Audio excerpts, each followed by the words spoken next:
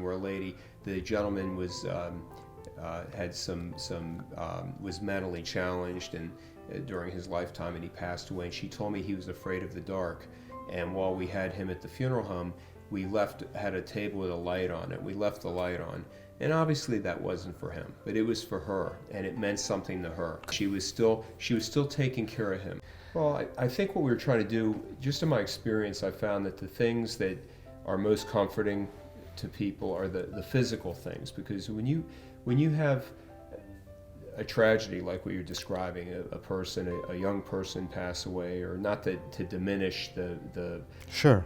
how profound anybody's loss is, but when you have things that are out of the ordinary like that, and you have people that like children that maybe are unfamiliar with loss or grief, they're kind of in turmoil, and anything you can get to draw the things inside of them out is going to be helpful to them in the healing process.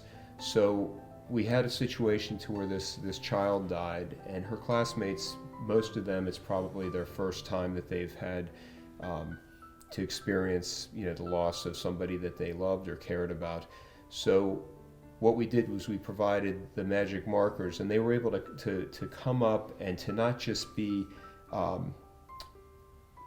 basically an omniscient, to be in an omniscient setting of watching something go on, to be an actual part of it, to be able to take a pen in their hand and take their feelings or their thoughts from inside and put them on the casket. And it was just a plain casket? It's a plain pine casket, which it wouldn't have mattered. Right. In a sense. It was just, I just have noticed when we're serving a family, the physical part or the physical participation in the funeral service seems to be the time that impacts them the most.